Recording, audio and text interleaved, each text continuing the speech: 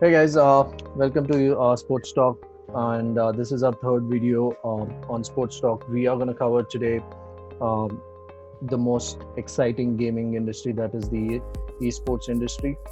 So, quickly giving a brief introduction on what exactly is esports for the new ones who don't even know what there's a esports gaming industry exists. So, esports gaming is a form of sports competition which runs online video games. Esports often takes in the form of organized multiplayers video game, particularly between professional players and individuals or as a team. So what does driving factors come across for esports? Increasing popularity around esports video games and growing awareness about esports are the major driving factors in the esports market. The other driving force are sponsorship and direct advertisement have a large contribution to the overall esports market revenue. So over the last 5 years, the growth has been tremendous, and there is an anticipation of around 2,174 million by 2023 is the market scenario that has been kind of put out with respect to esports. With regards to current impact, my friend Sanket would take from here to just walk you guys through how exactly the current impact is for the esports market. Hello, friends. So, I'm very excited to talk about this because this is like a silver lining that this COVID-19 lockdown cloud has for the sporting industry. So, as Rudra already mentioned, in the entire esports industry is like going through a good patch. They're having high revenues, and also they're getting out a good footprint in the international market and international sporting fraternity right now. So, with respect to what the lockdown has done to this industry, I think this is one of those industries which has gained some positive impetus out of the COVID-19 lockdown. Basically, in amidst of the entire sporting industry being hit with a very bad patch with empty stadiums, major sporting events getting cancelled, the sports person staying home. I think this is only one of those industries where the sports person are actually working. So what does this bring on the table for us with respect to the impact on the entire sporting fraternity? The major point which it gets out is for people like you and me who are sitting home, for sports enthusiasts with no live sports happening, this is the only live source of entertainment that we have. And trust me, it is as good as any other sports would do to us. Apart from that, what it does to the players, there are very big names in this industry, people like Lee Siang or Flash or Umrago Diago, who are like millionaires. They've earned millions. They've been in this industry since last almost a decade or so. But in countries like India or countries where esports is not reached that much, so these people are not recognized at all. With almost everyone looking at this as another parallel source of entertainment, what will this do is this will give these people also a great amount of recognition. Apart from this, there are other aspects where esports are involved, and one of the most important aspect is training for the actual on-ground sports. So most of the sports specifically related to motorsports or cycling or even triathletes and all, where a lot of physical work activities can be stimulated, they are using esports as a source of this stimulation, and hence they are getting great advantages out of it. We've seen a lot of people doing the communicating with their fans and other sports enthusiasts with a new channel introduced, which is the esports. So a lot of football players playing FIFA, NBA players playing the newly introduced NBA online league is a very good example of all that. So this is one thing which is keeping the entire sports fraternity connected in spite of all the hindrances that we are currently facing right now. I mean, I think it was aptly quoted by the Times magazine somewhere around last week, where they said that someone has to fill the void, and I think the void in the sporting industry is being filled by the esports fraternity. So I mean, this is the high level impact which currently the sporting industry and the esports cope up has been going alongside with it. At the same time, I mean, it is very important to understand how the structure of the entire esports ecosystem is being put out to the public, because that will have a long term impact, which will help us understand, not only help us understand how the industry works, but also what is the future of the entire sporting fraternity if something like this comes up again in the world. Touch wood, it shouldn't happen, but if in case we have something like this, let's understand how what actually drives this industry. So there are on a high level 5 different parameters which actually run this industry. They start with the actual players. I think with players, there are 2 types of esports player we can categorize them into. One are those who are just amateur players who play these games as a source of entertainment, and then there are others who are professional players, like the ones which I just mentioned above, and they are like taking these games as their proper full-time professions. So they are categorized into different teams or individuals, and obviously the games play an important part. So League of Legends, Dota, FIFA, all these games, I mean, they are quite famous in the industry, in the entire industry.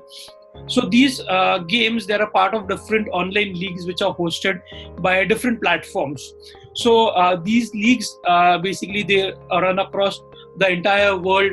They have different categories, and they fall into different platforms.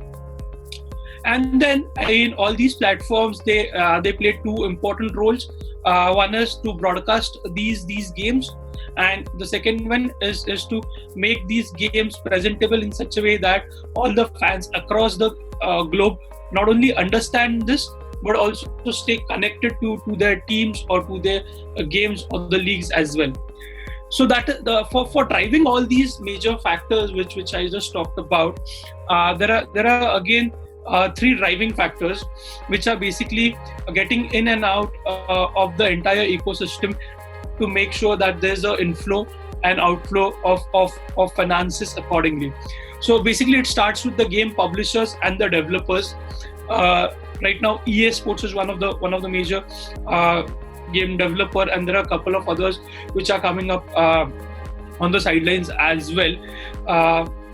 So with respect to that, there are different brands who advertise themselves on these different platforms, broadcasting the leagues.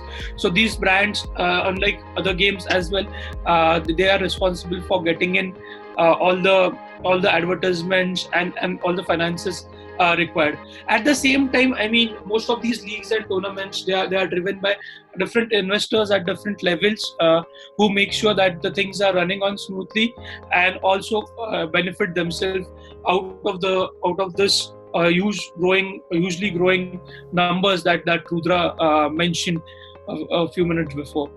So that is how the entire platform, or rather the ecosystem of the esports works. I mean, it is not that popular in this part of Asia, but if you go to countries like China, if you go to countries like Korea, Japan, it's like a different culture altogether which these guys have set up. I mean, the numbers which these platforms have, they're like very, very, very amazing. The number of viewers and the number of active streamers which come on different platforms is enormous. So Twitter and Twitch and YouTube they're still the famous live streamers of the esports games, and the number of active streamers is enormous. Then around 2019 it was 1.13 million active streamers, and if you look at them right now at this very given time, they have around 2 million of live users which are active at any given time.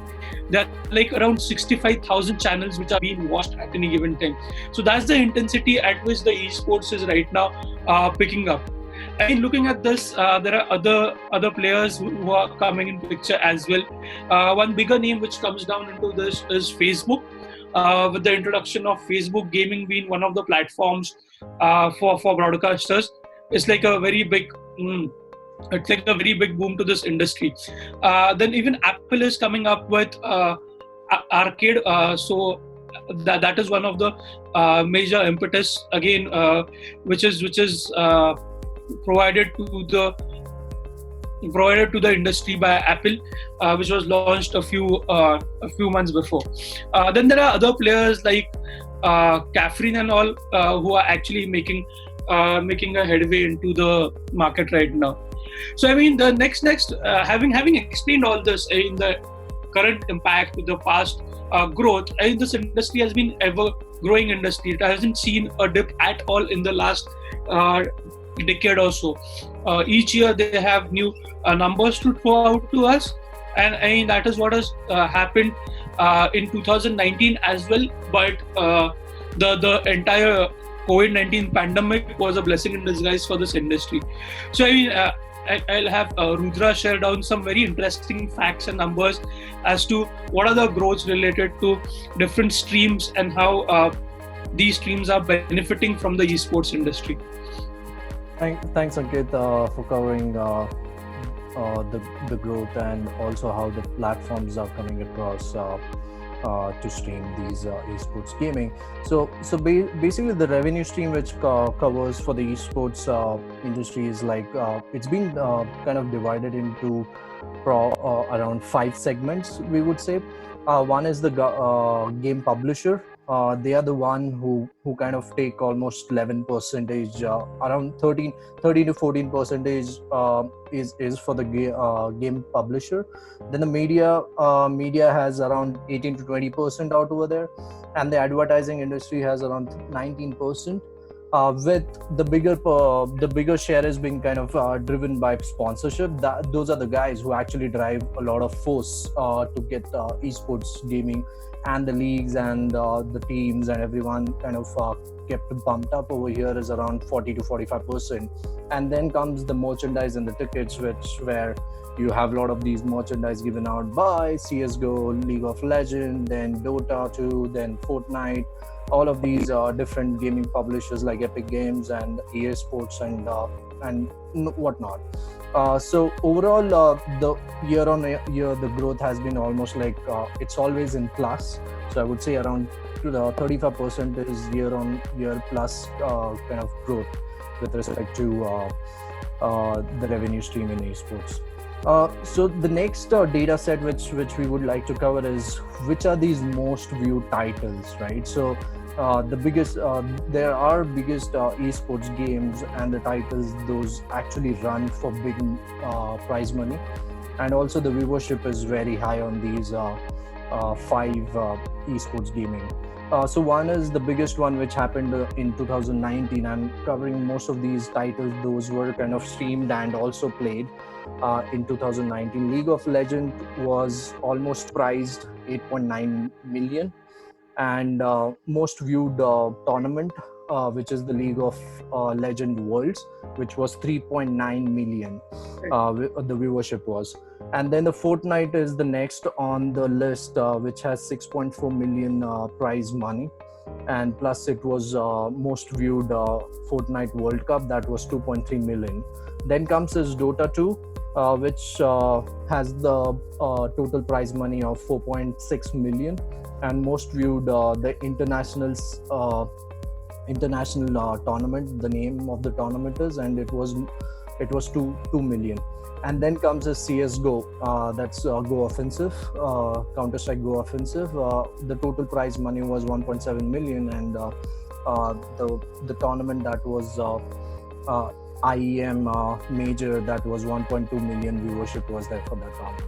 So overall, this is how the titles are going, and they have been kind of played, and the numbers them itself say how big this industry is. And there are some more titles which probably we might have not covered. These were the top ones which have been viewed, and most of the gamers play these titles. There's another one which I would like to cover and it's one of the booming gaming in India, that is Battleground, that's also called as PUBG, which has been played on mobile, iPad, all of like the mobile devices. Basically, that's where it's kind of, and there are so many streamers in India who actually run a lot of live streaming, especially during the lockdown time. I've been watching a lot of these streaming live sessions just for PUBG, and they are also raising a lot of charity events around that, so that way they can contribute to the ecosystem when this pandemic is kind of hit to the whole world, and that's how they can help to grow the other aspect around different problems that people are going through, and they can contribute to that problems over here. Overall, this is how we would say that esports is one of the biggest gaming fraternity, and that has been kind of almost like surpassing revenue of 1.1 billion in 2020 for the first time, without counting broadcasting platform is what we are kind of anticipating. Around it's 47% of the growth is already there, and now during this whole lockdown situation, I'm pretty sure that it's going to grow more, and it will keep growing as more and more, because there have been a lot of other players who are coming into the market, and they would like to get contributing to it. And also, I think so there are a few more data set which I'm pretty sure that Sanket wants to add. There are a few more gaming monks, or probably the production industries like Viacom 18, right? Sanket, you want to kind of cover those few of those companies also, especially for the Indian market, so that people in India can get to know more about it. Yeah, I mean, it's great to see how Indian market is also adapting to esports, right? In the past few months. So Norwin Gaming was one of the upcoming. I mean, they're already well settled. They're one of the best in India, but they have expanded their businesses across various streams, and it is very interesting to see someone like MTV India is also getting into an act of being a broadcaster. So that will provide a huge boom to the Indian industry. Basically, I mean, even India as in parallel with other countries is very inclined towards games like League of Legends, Fortnite, PUBG, FIFA 20, and things like that. But the way the things were being broadcasted in the past, that was very different than other countries. But now with this new players pitching in, the scenario is just set to change completely. I mean, this Nordwin Gaming, they saw an increase of about 80%, like literally 80% increase in the last 1 month over their previous monthly viewerships. So that's the kind of growth that we are looking at right now. Even Paytm got into an act last couple of weeks before, and they concluded Clash Royale's esports tournament in India. It had around 11,000 gamers who were interested, and more than 70,000 users were watching this at a given time. So that's the concurrency rate that Paytm got for broadcasting Clash Royale tournament in India. So this is just growing, and we are also looking at the future of this looks pretty bright. And I think I also forgot to mention Viacom 18, one of the biggest television broadcasters, also getting into the act. So looking at all these parameters, I mean, the industry looks to spread its feet across India as well. The major hubs of these being Bangalore, Delhi, Chennai, and Mumbai. But then I'm sure with this kind of with this kind of strategy it will spread across India. One of the major factors which will help it do so is introduction of local games. I think cricket was already there. There's the local football league has also been included by Gaming Monk now, and other sports would also be included soon. So that is how we are like coping up with things. I that's there. So with these kind of partnership across the country, I'm very sure this is set for a very bright and big future. Yep.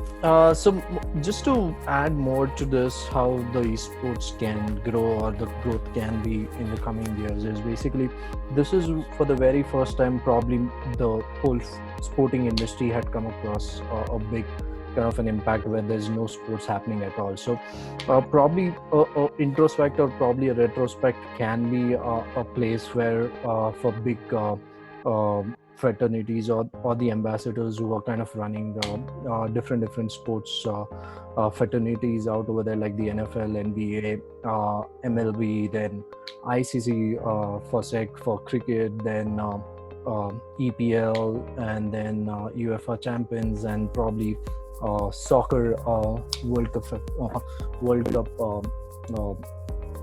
fraternity out over there, where they can actually do something, a virtual World Cup that can be probably players can represent their country, and during these kind of situations they can actually run a lot of games that will get more viewership and also kind of keep the fans engaged when something this comes in near future and probably sports is altogether halted, where you don't have to go to the stadium also, and there's no as such risk something on big scale happens during the pandemics, right?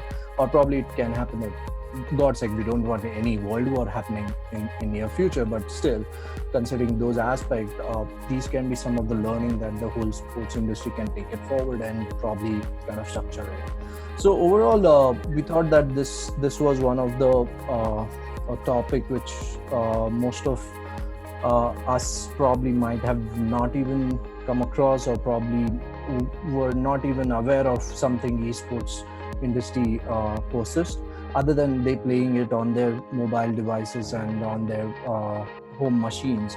But it feels that we have a lot of opportunity in virtual gaming, and it can be another aspect that esports can go VR also, right? Virtual reality, where you are actually engaging with each other in virtual reality by having kind of not playing face to face, but you can see each other in the arena out over there. So those kind of aspect can grow up, and that's the future in the next decade or so. Starting 2020 is probably a recycling year, I feel, for the whole sports industry to think through for the next 10 years what can be the next step for the whole sports to come across, and esports is one where they can actually learn from this particular fraternity a lot, and kind of future planning can be done over the next 10 years coming down the line. Sangeeti, I think so.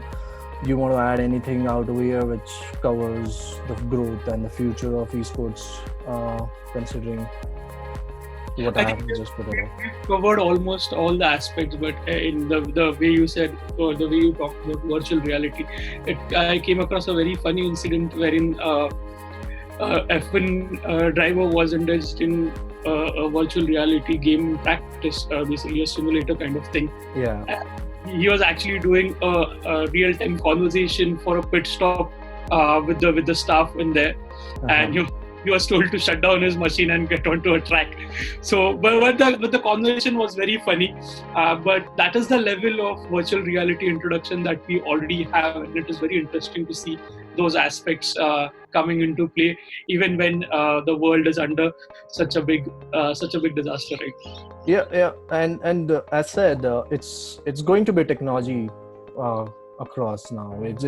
There's no more like old school mechanism now going to be existing, I feel, because this is where a lot of sports fraternity might have gone through, and probably they might be sitting down and doing a lot of retrospection through a virtual conferences, kind of figuring out what can be our next 10 years when something this kind of scale happens. How can we make sure that the whole industry is still going on, and there's no halt at all, and keep fans engaged, other than just playing those classic replays. That is always good, but at some point of time it gets bored also. It's kind of a very interesting aspect, and I feel that we all should think about it and kind of contribute to the next set of contribute to the next upcoming decade, how we can actually shape it up. Awesome. Thanks for your time, Sanket. It was a great session, and yeah, we hope you also, all the guys who would watch this video would also like it. So please don't forget to like, share, subscribe to our channel, Sports Talk, and we'll bring more interesting topics for you guys. I and Sanket would always be there, and we would be always covering any interesting topic you guys want us to cover. Please put in a comment, and we would take it up. Thanks everyone. Thanks again. Thanks everyone. Thanks.